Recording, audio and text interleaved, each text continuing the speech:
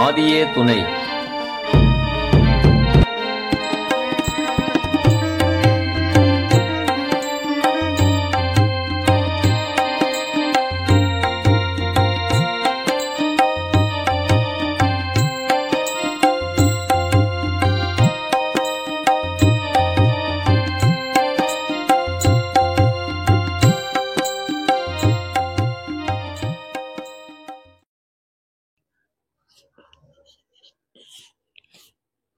மெய்வழிச்சாலையிலிருந்து வந்திருக்கும் மெய்வழி கோவிந்த முதலியார் அவர்கள் குமாரர் சாலை திருஞான சம்பந்தன் முத்திப்பேருரையாற்றுவார். அனைவருக்கும் நமஸ்காரம். துலங்க இங்கு எவர்க்கும் எட்டான் நிலைகள் எல்லாம், துலங்க இங்கு எவர்க்கும் எட்டான் நிலைகள் எல்லாம், துலங்க எட்டி பேசி வரும் துலபவேந்தே அலங்கார வலம்புரி சங்கு இலங்கு ஐயா ஆரூரார் ஒன்றையணி குருவே போற்றி, நலுங்குலகோர் உமையறிய மாட்டார் எல்லாம் நான் உரைப்பேன் குன்றேறி, நான் உரைப்பேன் குன்றேறி கதர்வார் நாளை இலங்கு கலஞான கனியுகக்கும் சோங்கே எங்கள் குடி சாலை மணி விளக்கே போற்றி. நான் எடுத்துக்கொண்ட தலைப்பு வாத கற்பம். அதாவது நமக்கு தெய்வம் வாத கற்பம்னு ஒரு பாடல் கொடுத்துருக்குறாங்க. அது வெளியில எல்லாம் பார்த்தோம்னா வாதம்னா தங்கம் செய்யறது அப்படின்னு நினச்சிக்கிட்டு இருக்காங்க. நிறைய பேர் இப்போ அதுக்காக அதை அப்படி செஞ்சுக்கிட்டோம் வீணாக தான் போகிறாங்க. வாத கற்பம், வாதம்னா என்ன அப்படின்றது தான், வாதம் எப்படி கற்பமாக மாறுது அப்படின்றது தான் அது நம்ம பார்க்க போகிறோம். மாதவத்தின்றவ நிலையும் இருப்பு மாயி, மாதவத்தின்றவ நிலையும் இருப்புமாகி, மதியாகி பதியாகி மனவா கேட்டா பூதலத்தின் மேதலம் பூரணமுமாகி,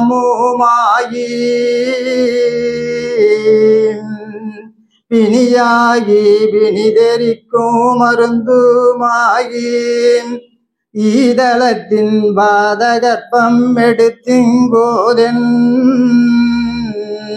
என் குல சுக்கிலநாத உடம்பாய் நின்ற ஓதுமதி வேத கலை வாணி என்றன் நுளங்குளிர நாவில் நின்று முழங்கும் காப்பே. இப்போ வாதம் அப்படின்னாக்கா, இப்போ நமக்கு மூச்சு பிடிப்புன்னு ஒன்று சொல்கிறோம். மூச்சு பிடிச்சதுன்னா மூச்சு பிடிச்சிக்கிச்சு வலி எடுக்கும். அதே போல் வாதம் வந்துருச்சுன்னா கை கால் இயங்க மறுக்கிறது,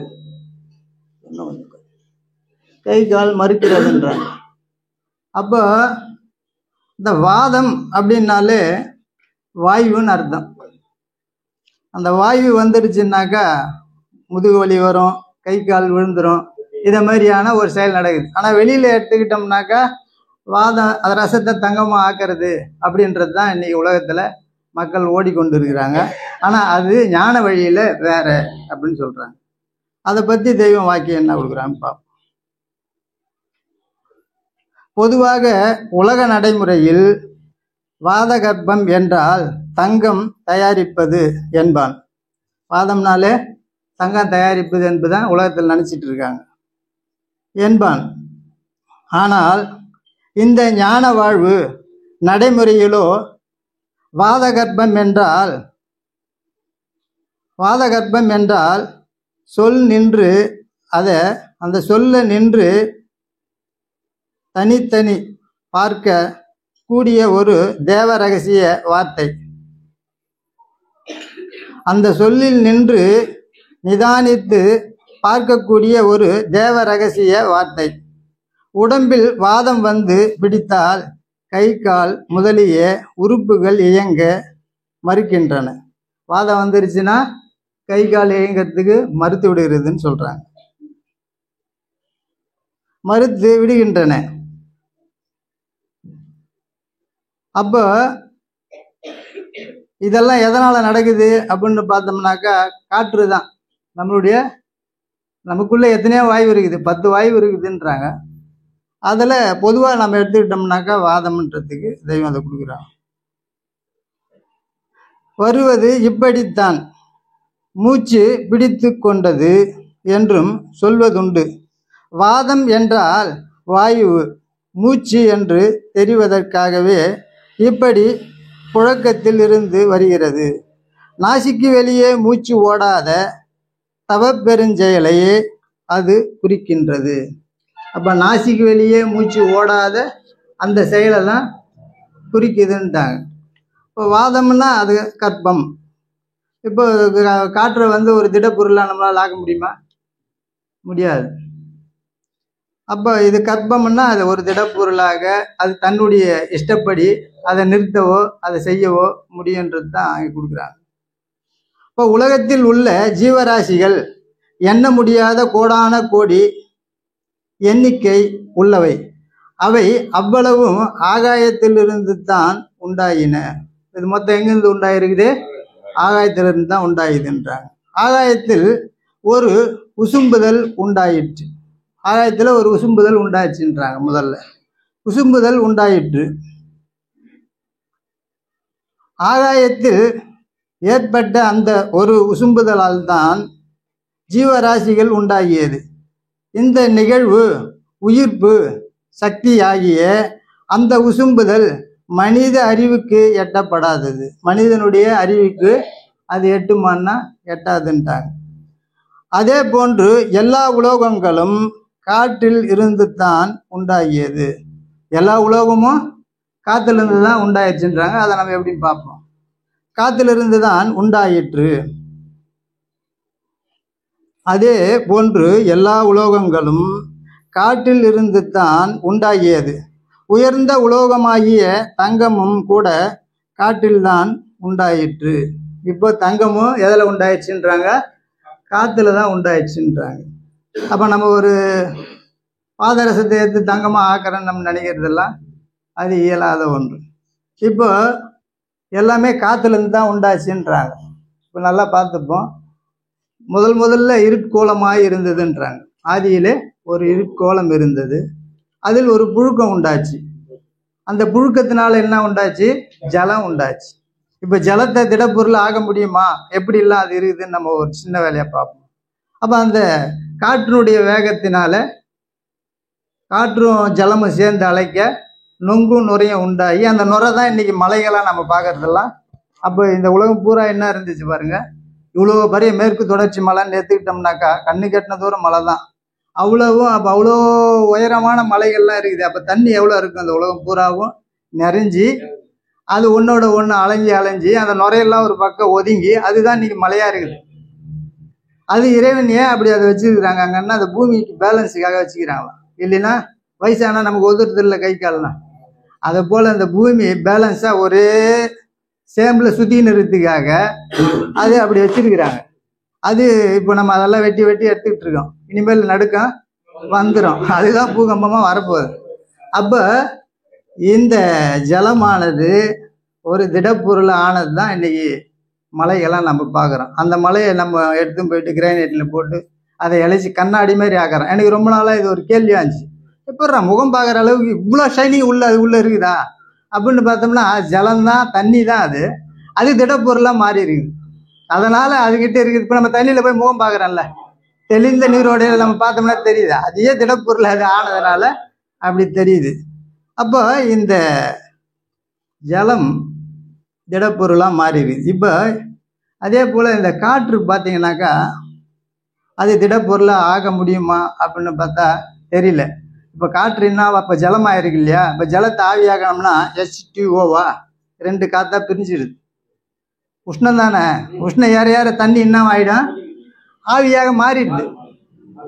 அது குறிப்பிட்ட சூடு ஆன உடனே என்ன ஆகும், இப்போ பாலை நம்ம கொதிக்க வச்சுக்கிறோம், அது தண்ணி ஜலப்பொருள் தானே, அது சுண்ட சுண்ட என்ன ஆகிடுது, ஆவியாக பிரிஞ்சிடுது. இப்போ அந்த ஆவியை திருப்பணம் எடுத்துன்னு வந்து திடப்பொருளாக ஆக முடியுமா அப்படின்னாக்கா, அதுக்கு எப்படி அந்த காற்று தான் இன்றைக்கி நம்ம ஜலமாக இன்றைக்கி நம்ம பார்த்து கொண்டு இருக்கிறோம். இந்த ஜலமானது காற்று ஒரு புழுக்கத்தில் அது என்ன ஆகுது, அந்த காற்று ஒன்றா சேர்ந்து திருப்பணம் அது ஜலமாகவே இந்த பூமிக்கு வந்துடுது. இப்போ அதே போல் இந்த மழைத்துளியானது, அதாவது ரேவதி நட்சத்திரத்தில் பெய்கிற மழை, அதுதான் அந்த கடலில் சிற்பி வாங்கி ஒரு முத்தாக உருட்டி உருட்டி அது 12 வருஷம் ஆகும். ஒரிஜினல் முத்துனாக்கா 12 வருஷம் ஆகுமா. அப்போ அந்த காற்று ஜலமாக மாறி ஜலமானது என்னவாயிடுது, ஒரு திடப்பொருளாக மாறி முத்தாயிடுது. திருப்பி அது ஜலமாக ஆகுமா அப்படின்னு ஆகாது.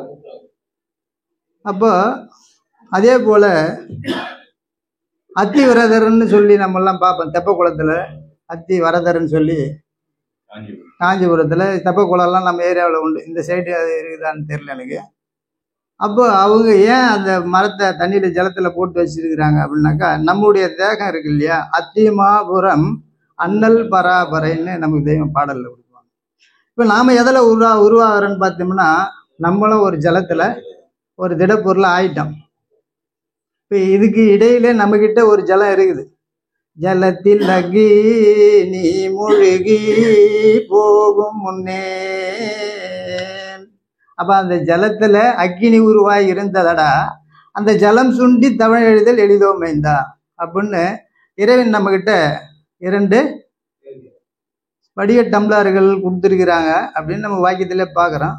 அப்போ இந்த சுக்கிலமானது ஒரு ஜலப்பொருள் தான், அது ஒரு திடப்பொருளாக மாறணும், அது ஆவி பொருளாக அது நம்ம இடத்துல இருக்குது. உன் நினைவென்னும் ஆகாய வெறிவெளியில் தான் சொர்க்கலோகம் கட்டப்பெறுகிறது அப்படின்னு சொல்கிறாங்க.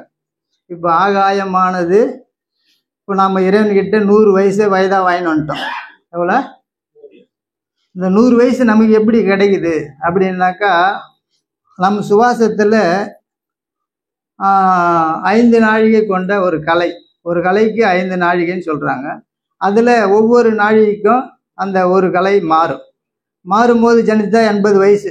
உடனே ஜனிச்ச ஆரம்ப காலகட்டத்தில் நம்ம ஜனித்தோம்னா அப்போ போய் கருவடிக்கிற அந்த குழந்தைக்கு 100 வயசுன்றாங்க. ஒரு காலம் மாறிடுச்சு அப்படின்னா 20 வயசு குறைஞ்சிரும், 80 வயசுன்றாங்க. இப்படியான அந்த கலைக்கு விகிதாச்சாரம் பிரகாரம் நமக்கு ஆயுள் நிர்ணயிக்கப்படுது. இப்போ அந்த ஆயுள் எப்படி நமக்கு இறைவன் கொடுத்தாங்களோ அதை போல் இப்போ நம்ம ஒவ்வொருத்தரும் வாங்கி வந்துட்டோம். கடைசியாக ஒரு கலை இருக்கும்போது ஜனிக்கிற குழந்தைக்கு 20 வயசு. அப்படி மார்கண்டேயர் அதையும் தாண்டி 16 வருஷம்தான் வாங்கிட்டு வந்தார். எத்தனை வருஷம் வாங்கிட்டு வந்தார்? 16 வருஷம் வாங்கிட்டு வந்துட்டார். அதுக்கு மேலே அவருக்கு ஆயுள் கிடையாது. இப்போது அது ஒரு கதை. அந்த கதைக்கு இப்போ நாம் பார்ப்போம். அப்போ அவருக்கு மார்கண்ட ரிஷியர்னு ஒருத்தர் இருக்கார். அவருக்கு ரொம்ப நாளாக குழந்தையே இல்லை. அறிவில்லாத பிள்ளை 100 பிள்ளை வேணுமா, அல்லது அறிவுடைய பிள்ளை 16 வயசு ஒரு பிள்ளை வேணுமான்னு கேட்குறாரு. நான் அறிவில்லாத 100 பிள்ளைய வச்சு என்ன பண்ணுறது, அதனால் எனக்கு அறிவுள்ள பிள்ளைய ஒன்று கொடுங்க, 16 வருஷம் இருந்தாலும் பரவாயில்ல அப்படின்ட்டு அவர் அந்த குழந்தைய வாங்கிக்கிறார். அவர் 16 வருஷம் முடிய போகுது. இவங்க அப்பாவும் அம்மாவும் ஒரு வாட்டமாக இருக்குது முகல்லாம். அப்போ மகன் போய் கேட்குறாரு, ஏன் இவ்வளோ வாட்டமாக இருக்குது என்ன அப்படின்னு கேட்டவொன்னு, இல்லைப்பா உனக்கு வயசு 16 தான், உன் காலம் நெருங்கி வந்துருச்சு, அதனால் நீ இன்னும் இந்த வருஷம் லாஸ்ட்டில் நீ இறந்துருவ அப்படின்னு சொல்கிறாங்க. இவ்வளோதானா, இதுக்கு போய் நீங்கள் ஏன் கவலைப்படுறீங்க, அதை நான் பார்த்துக்கிறேன்னு சொல்லிட்டு இவர் போய் தவத்தில் உட்காந்துருவார். உட்காந்து ஆத்மலிங்கத்தை பிடிச்சிக்கிறார். அந்த காலம் முடியுது, ஆத்மலிங்கத்தை பிடிச்சி இவர் போய் சிவபெருமானுக்கு சேர்த்து பாசகயிறு போட்டு இழுக்கிறார். அப்போ சிவபெருமான் கோவப்பட்டு, இது வரலாறு. அப்போ அவங்க எப்பவுமே சந்திரக்கலையில் அந்த 16 கலையிலேயே அவங்க நிறுத்திடுறாங்க. அப்போ இது என்ன ஆகிப்போகுது, எண்ணும் 16. அதுக்கப்புறம் அவர் மூச்சு ஓடுதான்னா ஓடல. இப்போ தவளைக்கு எப்படி சுற்றி வச்சுருக்கிறாங்க, மீன் இப்போ தண்ணியில் இருக்குது, அது எப்படி சுவாசத்தை சொல்லிட்டு வைக்கப்பட்டுருதோ அதை போல அவரு அந்த சந்திரகலையில எந்த நேரமும் சந்திரகலாநிதி என் முன்னிலே இருக்க அப்படின்னு அவங்க அந்த கலையிலே நிறுத்திடுறாங்க. இப்படி இதுக்கு தான் அவங்க வாத கற்பம். அப்படின்னா நம்மளுடைய ஆயுளும் ஒரு நாள் முடிவடையுது இல்லைங்களா? ஒவ்வொரு மனிதனும் பிறந்தாச்சு வளர்ந்தாச்சு, ஒரு நாள் இறக்க போகிறான். அவன் போய் இஸ்ராயல் கையில் மாட்டக்கூடாது. அங்கே இஸ்ராயல்னு சொல்கிறோம், நம்ம யமன்னு சொல்கிறோம்.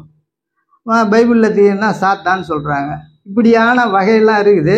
அப்போ இந்த மரணத்திலிருந்து ஒரு மனிதன் தப்பணும். அதனால தான் வந்த மெய்ஞான மகத்துக்கெல்லாம் அந்தந்த காலத்தில் அந்த ஞான பெயர் ஏற்றினார்கள். அப்போ அந்த காலத்தில் எவ்வளோ பேர் சீடர்கள் இருந்தாங்களோ அவங்களுக்கு மட்டும்தான் கிடைச்சிது. மற்ற மக்கள்லாம் இல்லையான்னா இருந்தாங்கல்ல. அவங்களுடைய சொற்பிரகாரம் கேட்டு யார் நடக்கிறார்களோ அவர்களுக்கு தான் அந்த பரிசு கிடைக்கும். அதனுடைய உண்மை பொருள் என்னன்னு தெரியும். இப்போ இந்த வாதம் இப்போ நம்மக்கிட்ட எப்படி அது நம்ம அதை ஃபாலோ பண்ணி எடுத்துன்னு வர்றது?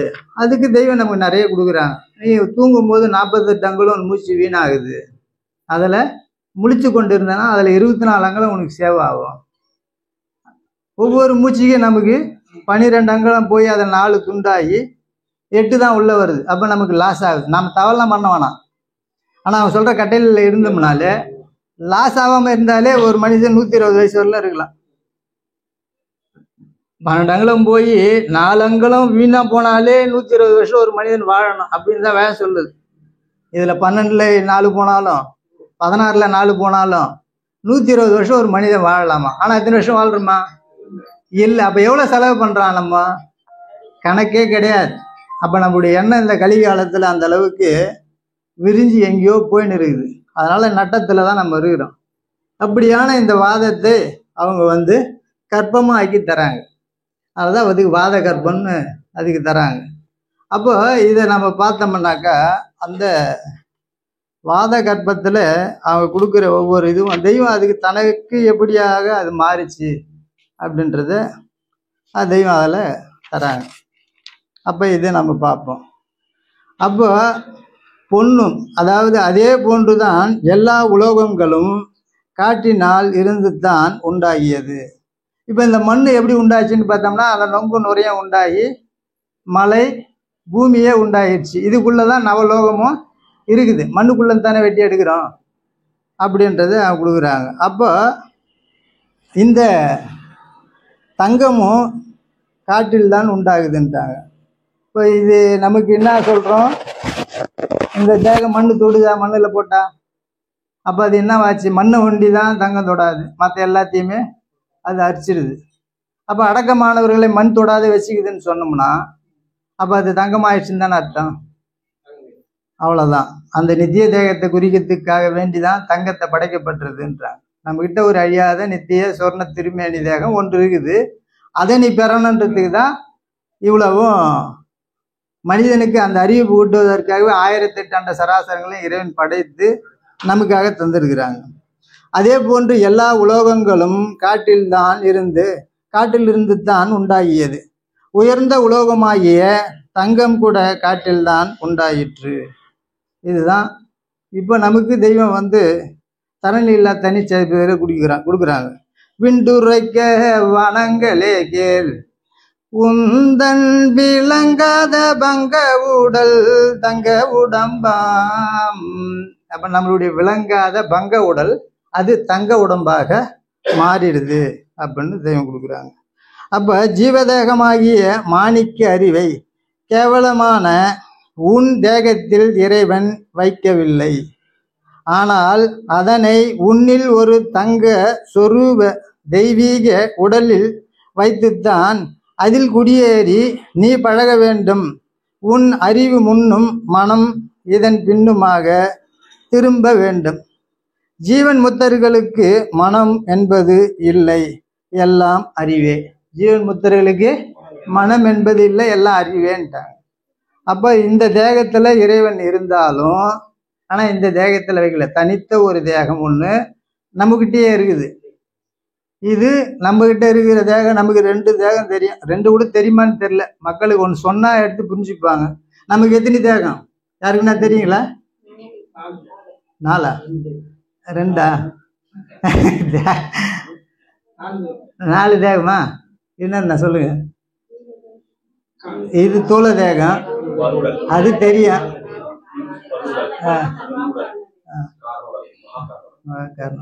நமக்கு தெரிஞ்சது ஒண்ணுதான், இந்த தூள தேகம் மட்டும்தான் தெரியும். இதெல்லாம் வந்து தெய்வம் நமக்கு எடுத்து அறிவிச்சதுனால இதுக்குள்ள ஒரு இன்னும் 3 தேகம் இருக்குது அப்படின்றத நாம தெரிஞ்சுக்கிட்டோம்.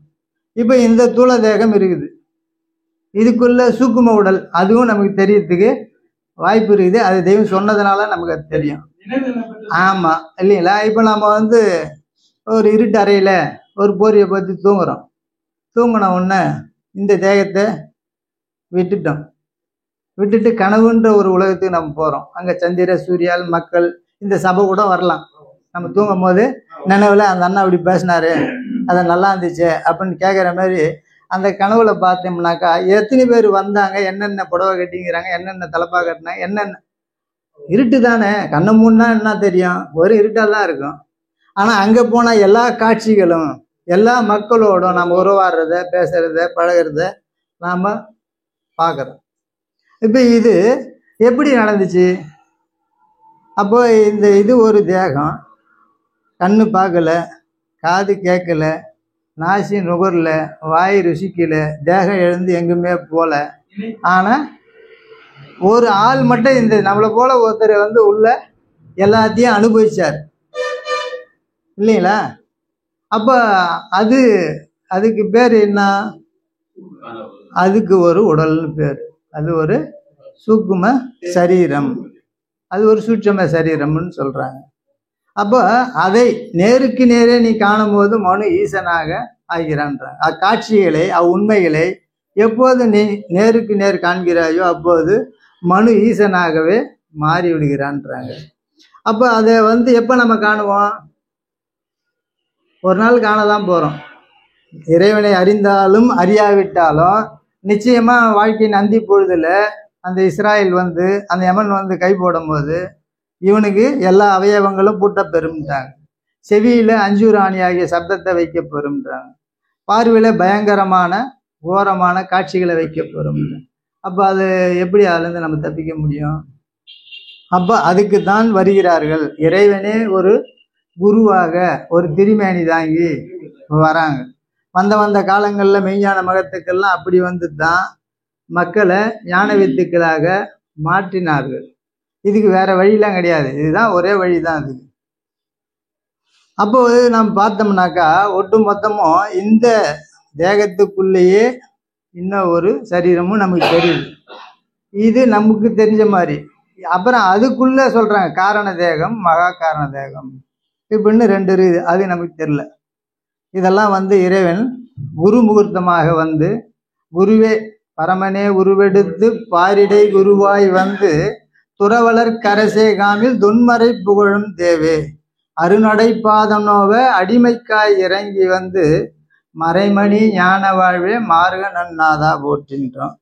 அப்போ அந்த இறைவனே ஒரு ரூபந்தாங்கி வந்து இது அறிவித்தால் மட்டும்தான் நம்ம அறிஞ்சிக்கலாம், இல்லைன்னா அறிய முடியாது. அப்போ அந்த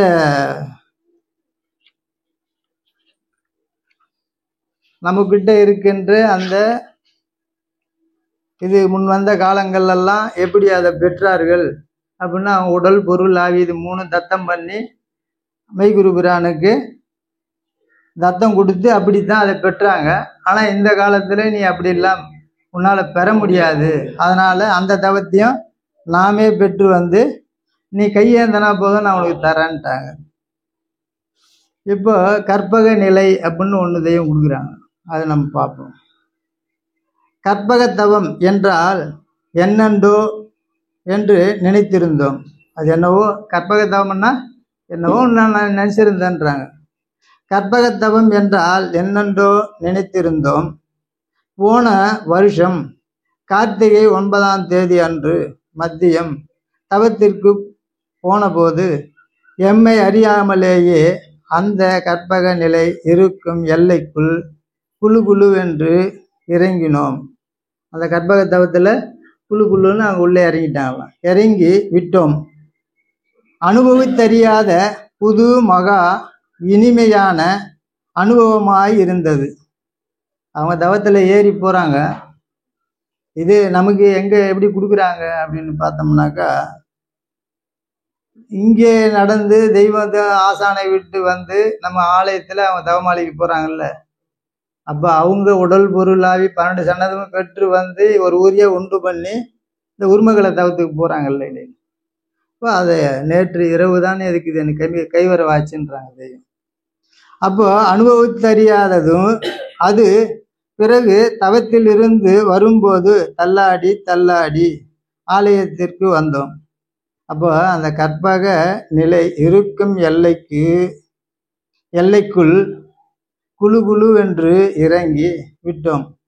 எப்படின்னா அந்த இடத்துக்கு அவங்க குழு குழுன்னு இறங்கி விட்டோம். அங்கே என்ன நடக்குதுன்னு சொல்கிறாங்க. குழு குழு என்று இறங்கி விட்டோம். அனுபவித்தறியாத புது மகா இனிமையான அனுபவமாய் இருந்தது. அது பிறகு தவத்தில் இருந்து வரும்போது தள்ளாடி தள்ளாடி ஆலயத்திற்கு வந்தோம். அப்படி தவத்திலிருந்து தள்ளாடி தள்ளாடி ஆலயத்துக்கு வந்துடுறாங்க. நடக்க முடியாமல் கால்கள் துவண்டு போய் ஆலயத்தில் திரை போட்டு தவத்தில் இருந்தோம். ஆலயத்திற்கு வந்து அமர்ந்ததும் திடீரென்று சகலமும் நின்று விட்டது. அவங்களுக்கு எதுவுமே தெரியல, எல்லாமே அவன் நின்று விட்டதுன்றாங்க. நின்று விட்டது. ஒரு சொட்டு தண்ணீர் கூட உள்ளே அருந்த முடியவில்லை. மூச்சை இழுத்து இழுத்து பார்த்தால் அது எங்கேயோ இருக்கிறது என்று தெரியவில்லை. அது இருக்கிற சுவடோ தெரியவில்லை. அது எங்கே தான் இருக்குதுன்னு அதனுடைய சுவடு கூட தெரியல. இப்படி ஒரு உரு இந்த உலகத்தில், இப்படி ஒரு உரு இந்த உலகம் தோன்றிய காலம் முதல் இதுவரைக்கும் தோன்றியதுண்டா? கிடையவே கிடையாது. இப்படி ஓர் நிலை வரும் என்று எமக்கு தெரியாது. சோத்தால் அடித்த சுவர் என்பார்கள். இந்த தேகத்துக்கு சோத்தால் அடித்த சுவர் தான் நாம் சொல்லுவோம். சோத்தால் அடித்த சுவர் என்பார்கள். ஒரு வேளை சோறு இல்லாவிட்டால் குரலே எழும்பாது. சாப்பிடலன்னா ஒரு 4 நாளைக்கு சாப்பிடலாம், என்ன ஆகும்? பேசவா முடியும்? முடியாது, எழும்பாது. தூக்கம் இல்லாவிட்டால் அதை விட மோசமாகி விடும். தூக்கம் இல்லைன்னா அதை விட இன்னும் மோசமாகிடுதுன்றாங்க. இதையல்லாமல் விட மூச்சு இல்லாவிட்டால் ஆளே இல்லை. மூச்சு இல்லைன்னா ஆளே இல்லைன்ட்டாங்க. அந்த கற்பக தவத்தில் அப்போ அவங்க ஒவ்வொன்றும் எந்தெந்த நிலைக்கு போகிறாங்க சொல்கிறாங்க. அந்த கற்பக நிலையில் விவரிக்க வார்த்தைகளே இல்லை. அதனுடைய வல்லபத்தை சுருக்கி சொன்னால் ஈசனையே உண்டாக்கும், ஈசனையே உண்டாக்கும் தவம் என்று சொல்லலாம். அப்போ இறைவனை ஈசனையே உண்டாக்கக்கூடிய வல்லப தவத்தை அவங்க பெற்று வந்ததுனால தான் நரனெல்லாம் என்னவாகிறாங்க? 7 வகை தோற்றத்தில் சேர்க்கப்பெறாத நரன். நாமெல்லாம் யாரு? 7 வகை தோற்றத்தில் சேர்க்கப்பெறாத நரன். எப்படி இருந்தோம்? ஒரு மலத்தில் புழுந்து கிடந்த அந்த புழுவை தேனி உண்ணும்படியான பறவையாக மாற்றிட்டாங்க. ஆனால் மறுபிறப்பு பிறகுணமாச்சு நமக்கு யாருக்குன்னா தெரியுமா? மாற்றி பிறகுணாச்சுன்னு தெரியுமா? ஏட்டில் எழுது கிடக்கின்றது 7 கோடி மந்திரங்கள் என்ன கண்டாய், மாற்றி பிறக்க வகையறிந்தார் இல்லையே அப்படின்னு பட்டினத்தார் சொல்லுங்க. அப்போ அதை போல அப்படி இருந்த நம்மளை ஒரு அற்ப அழிபுழிவானது அற்ப வயதுடைய உடலை குலவிக்கு எவ்வளோ, அந்த புழுவுக்கு எவ்வளோ வயதுன்னா அற்ப வயது தான்றாங்க. கொஞ்சம் ஒரு நாள் 2 நாள் இருந்தால் கூட அதிசயம்தான் அது. அந்த பச்சை புழுவானது அந்த அற்ப வயதுடைய உடலையுடைய குலவியானது நீண்ட அந்த வயதுடைய குலவி அந்த புழுவை கொண்டு போய் வச்சு தான் கொட்டும் கொடுக்கன்னு அச்சத்தனை விட்டு விட்டு ரீங்கார துணி கொண்டு அது என்னவா மாறிச்சு? கொலையாக மாறிச்சு. செங்கொலையில் பெண்ணு கிடையாது, அது தெரியுமா? ஆண் மட்டும்தான். பெண்ணுன்றது செங்கொலையில் இல்லை, கொலையில் கிடையாது. செங்கொலையில் மட்டும் அது எத்துன்னு வந்து ஒரு பச்சை புழுவை கொண்டு வந்து அந்த ரீங்கார துணி கொண்டு அது தேகத்தையே மாற்றுது. ஒரு புழு பறவையாக மாறுது. எப்பேற்பட்ட அதிசயமா இல்லை? ஆனால் நமக்கு அதிசயமா தெரியுதா? அப்படி பார்க்க தெரியல. இந்த தேகத்தை மாற்ற முடியுமா? அப்படின்னாக்கா இது செயல்ல இறைவன் வச்சிருக்கிறாங்க. எதனால அதை அப்படி வச்சாங்க? இப்படி ஒரு மெய்ஞானி ஒரு காலகட்டத்தில் வருவாங்க. இந்த நரனா இருக்கிற நம்மளை கொண்டு அந்த மனுவா மாற்றி மனுவை தேவனாக்கி தேவனை ஈசனாகவே ஆக்கி விடுவார்கள். அதுக்கு தான் வந்தாங்க. அதுக்கு தான் உமானத்துக்கு இறைவனால் படைக்கப்பட்டது சர்வமும். 84,100,000 ஜீவராசிகளை ஏற்றுக்கிட்டோம்னாக்கா மனிதனுக்கு அறிவிப்பு கூட்டுவதற்காகத்தான் படைச்சாங்களே கண்டி, வேணுமுனே சும்மாவே எதையுமே படைக்கல. நல்லா வச்சு பார்த்தோம்னாக்கா ஒவ்வொரு அரிசிக்கும் இறைவன் பொட்டி போட்டு தந்திருக்கிறான். எதுக்காக? இவன் கொஞ்ச காலம் வச்சு அதை சாப்பிட்டோம் தானே. ஒவ்வொரு அரிசிக்கும் சிங்கார பொட்டி போட்டு ஒரு மூட்டை அரிசி கொட்டி அதை முதல்ல உடைச்சி கையில் ஒவ்வொன்றா பிச்சை எடுக்க முடியுமா? நீ நம்ம மிஷின்லாம் கண்டுபிடிச்சிட்டோம். அப்போ அதெல்லாம் எப்படி எப்படி பண்ணி இறைவன் தந்திருக்கிறாங்கன்னு சொன்னால் இது நம் நினைவுக்கோ அறிவுக்கோ எட்டலை. அதனால் நம்ம அதை சிந்திக்கிறத விட கொஞ்ச நாள் நம்ம செவி கொடுத்தாலே இவங்க யாருன்னு நமக்கு தெரியும். அது வரல இல்லைன்னா தெரியாது. அப்போ அந்த ஈசனையே உண்டாக்கும் தவம் என்று சொல்லலாம். ஈசனையே உண்டாக்கலாம்ட்டாங்க. அப்படி அவங்களுக்கு அந்த தவ செயல் ஒரு ஈசனையே உண்டாக்க முடிய தவம் இருப்பதனால தான் அப்போ யமன் யாருக்கு அஞ்சுவான்னு கேட்குறாங்க. இது இன்னொரு வாக்கியத்தில் எந்த மனிதனுடைய இருதயத்தில் எந்த மனுவுடைய இருதயத்தில் ஈசன் விளைந்து விளங்குகிறானோ அந்த ஒரு முகத்துக்கு மட்டும்தான் யமன் அஞ்சு விலகுவான்ட்டாங்க. அப்போ அந்த ஈசனையே இவங்க படைக்க முடியும்னு சொன்னா இவங்க எப்பேற்பட்ட தவத்தை வச்சிருப்பாங்க? அவங்க யாரா இருக்க முடியும்? அந்த கூடஸ்த பிரம்மமே ஒரு ரூபம் தாங்கி இன்னைக்கு வந்திருக்குது. ஏன்னா நம்ம சிந்தனைக்கோ கற்பனைக்கோ எத்தனையோ லட்சக்கணக்கான கவியெல்லாம் பாடியிருக்காங்க. அவங்க இந்த மாதிரிலாம் எதுவும் எழுதின மாதிரி தெரில. அப்படி பார்த்தோம்னாக்கா இவங்க யாரு? எல்லாம் மரணத்தை பற்றியே பேசுகிறாங்களே. மரணத்துக்கு பிற்பாடு ஒரு வாழ்க்கை இருக்குது அப்படின்றது யார் பேசுகிறாங்க? முன் வந்த மெய்ஞான மகத்துக்கள் ஒட்டுமொத்த பேரும் எந்த வேதத்தை எடுத்துக்கினாலும் அவங்க நீ மரணத்திலேருந்து தப்பிக்கிறதுக்கு உண்டான வழி தான் காட்டியிருப்பாங்க. எந்த வேதமும் சாவை பற்றி பேசாத வேதம் ஏதாச்சும் இருக்கா? கிடையவே கிடையாது. அப்போ அந்த ஈசனையே உண்டாக்கும் தவம் என்று சொல்லலாம்.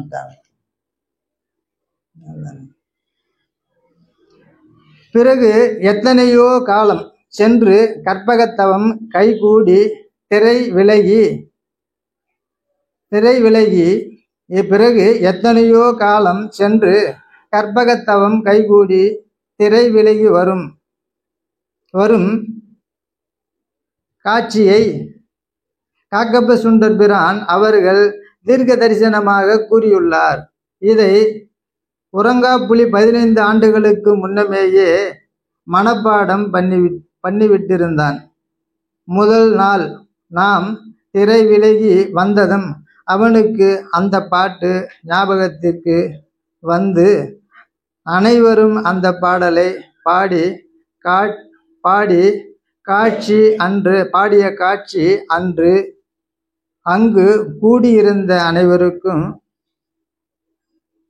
கற்பக முதலாய் இருந்தது. அது மறக்க முடியாததாய் இருந்தது. அந்த தவத்திலிருந்து அப்போ இது எந்த தவம் சொல்கிறாங்க? அந்த உருமகால தவத்தை தான் சொல்கிறாங்க. அவன் திரைவெளிக்கு வந்த உடனேயே இது 15 வருஷத்துக்கு முன்னாலேயே அவர் உறங்காப்புள்ளி இழந்தர் மனப்பாடம் பண்ணி வச்சாராம்.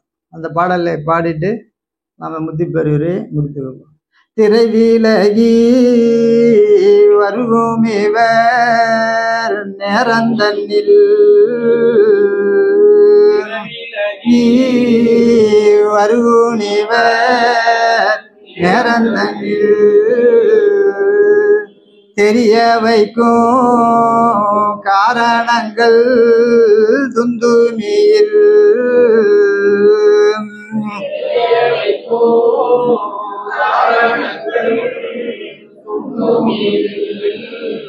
பரவிரித்த நிச்சயங்கள் அத்தனையும்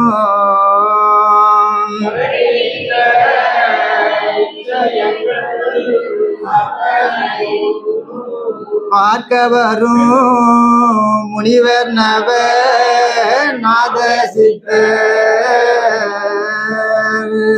தரைதனிலே இவர்கள் எல்லாம் உடலெடுத்து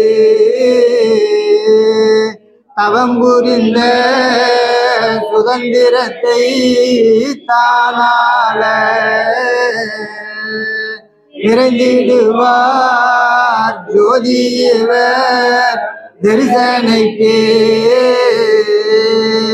விவரிக்க ஆதி என்ற நாமம் என்ன. அனைவருக்கும் நமஸ்காரம். என் முத்து பேருரை மீண்டும் தொடரும். தினமொரு நேரம் எந்தன் திருமொழி அதனை கேட்டால் பனிவெல்லம் போலே பாவம் பறந்திடம் என நிஜமே சொன்னோம். கனிமொழி ஜோதி வாக்கும் கையெழுத்தாதி நோக்கும் துணிவுடன் கேட்டார் உற்றார் தொலைந்தன பிறவிதானே. மாகாளி அம்மன்.